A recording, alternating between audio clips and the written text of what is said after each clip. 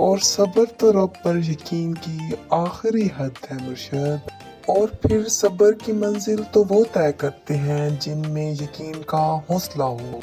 سکون کا سمندر اترتا ہے اندر جب دل سے دل کہتا ہے اللہ مالک ہے۔ اور تمہارے رب نے فرمایا مجھ سے دعا کرو میں تمہاری دعا قبول کروں گا۔ امید کبھی نہ چھوڑنا، کل کا دن آج سے بہتر ہوگا انشاءاللہ۔ ہزار تکلیفیں مگر سکون دینے والا میرا اللہ۔ ہوتا وہی ہے جو اللہ چاہتا ہے بے شک۔ دل کی دعا لو، دل کی آہ نہ لو۔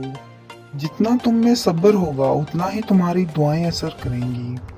امید جب اللہ سے لگائی ہو تو دل ٹوٹنے کا امکان نہیں ہوتا۔ بے شک مشکل کے ساتھ آسانی ہے۔ تیرے کن کی منتظر کب سے ہیں میری کچھ دعائیں یا اللہ۔ اپنے رب کے علاوہ کسی سے امید نہ رکھو۔ اللہ والے انا والے نہیں ہوتے اور انا والے اللہ والے نہیں ہوتے۔ اپنے آپ پہ بھروسہ رکھیں، آج نظر انداز کرنے والے کل آپ کے طلبگار بنیں گے۔ بہترین فیصلے چاہتے ہو تو اللہ پر سب کچھ چھوڑ دو۔ وہ جس کے لیے دل پریشان سا ہے میرے رب اسے اپنے حفظ و امان میں رکھنا آمین۔ اتنا بھی بہتر مت ڈھونڈو کہ بہترین کو ہی کھو دو۔ جب درد بڑھنے لگے اور کچھ بھی سمجھ نہ آئے تو اپنے رب کی طرف چلے جاؤ، کیوں کہ دل کا سکون اسی کی یاد میں ہے۔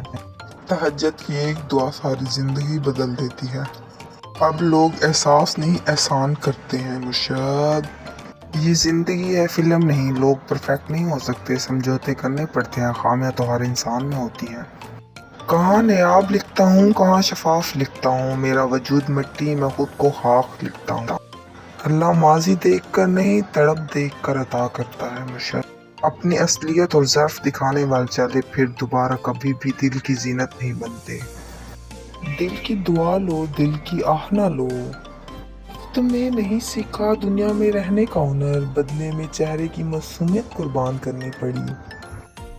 وابستگیاں خوددار کرتی ہیں، نہ رکھا کیجیے کسی سے۔